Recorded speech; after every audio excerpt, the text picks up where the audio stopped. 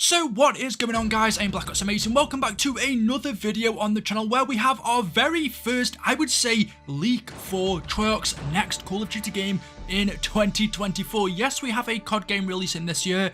Nobody really cares because we know it's Modern Warfare 3, it's basically DLC for Modern Warfare 2. Honestly, there isn't really too much excitement around this year's Call of Duty from what I've seen.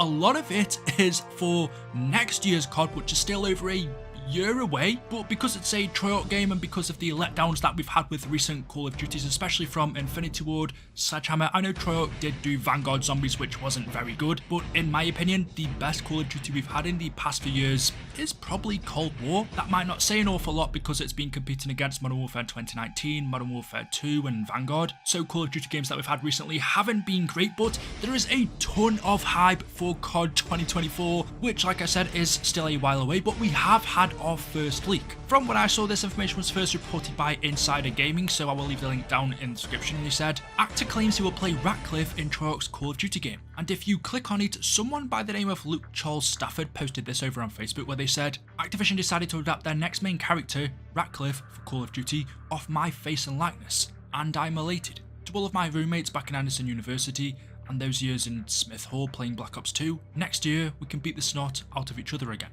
But I want to play as me. P.S. I'll continue with the hairnet in public from now on. And we can see a bunch of pictures of him doing, I'm guessing, some motion capture and some acting for his character in Call of Duty, Ratcliffe. And you will notice a few things that he said in here is confirmation that this isn't a character for this year's Call of Duty Modern Warfare 3, it's for next year's Black Ops 5 or Black Ops V or Black Ops Gulf War, whatever it's going to be called. He confirms that his character, Ratcliffe, will be playable next year, so in 2024 Treyarch's game. And also when he says all those years he spent in Anderson University with his friends playing Black Ops 2 is another giveaway that it's a Black Ops game, or at least a part of that universe. It's a Treyarch game, so I very much doubt he was supposed to release this or post this on Facebook. He would have signed NDAs.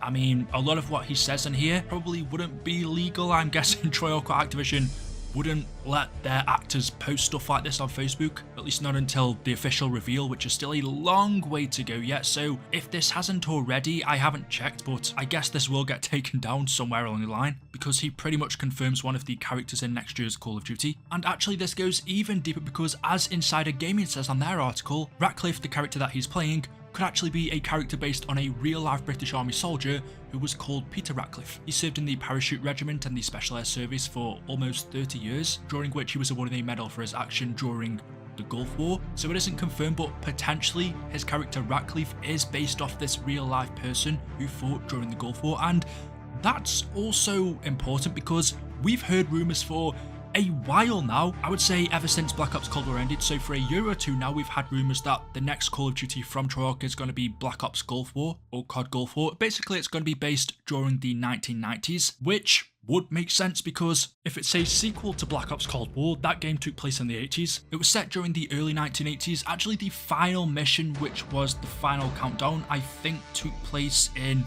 1981. So if this game is a sequel, it's quite a big jump to the 90s. The Gulf War, which lasted for just over a year, so in the years 1990 and 1991, that's almost a 10-year jump from the end of Black Ops Cold War. Honestly, I can't really remember what happened at the end of that campaign. I know there was multiple different endings with Adler, if I'm remembering right. I think one was where Europe got nuked, another ending was where we got shot, our character. Obviously only one ending is canon. And we also know from future games, Black Ops 2 and Black Ops 3 and Black Ops 4, which still take place in the same universe as Cold War, along with Black Ops 1 and World at War. Black Ops 2 takes place in the year 2025, BO3 in the year 2065, so 40 years after BO3 we've had some big jumps. Black Ops Gulf War, if it takes place during the early 90s, happens between our Black Ops story. But yeah, even though we could have guessed it, we've heard rumours that this game was taking place in the early 90s, and the only real big war, or the most famous one around that time, was the Gulf War, so we could have guessed that's what it would have been revolving around. But if you don't know exactly what it was an armed campaign that was waged by a 39-country military coalition after Iraq invaded Kuwait. Iraq accused the United States and Israel of deliberately weakening them by encouraging Kuwait to reduce their oil prices. And so Iraq invaded Kuwait, and then a load of other countries, the US, Britain all got involved, which led to the war in the Gulf. So that's pretty interesting for me because we haven't really had a game that takes place in the 90s yet. We've had a few Cold War games, we've had futuristic games, we've had past games set during World War II. We haven't had any modern games in the year 2000s really, and we haven't had a COD game set during the 90s, which still isn't modern day, but it's further on than Cold War. It's 10 years past that. So from a Treyarch perspective, it's going to be really cool and interesting to see some modern type weapons from them and modern maps instead of futuristic stuff or in the past. Again, still not as modern as today, but the early 90s, there are still a lot of weapons from that time that are used now, or were up until not too long ago. So that sets in stone the campaign and multiplayer. If the campaign takes place during the 90s, so does the multiplayer, we know that. But what about zombies then? Because this is a Treyarch game, it will have a zombies mode. Well, the final zombies map that we had in Cold War was Forsaken. That happened in 1985. At the end of that map, in the final cutscene, we see that it tells us 5 years later, which would be the year 1990. Again, confirmation that this next Call of Duty will take place in 1990 and probably 1991, the Gulf War.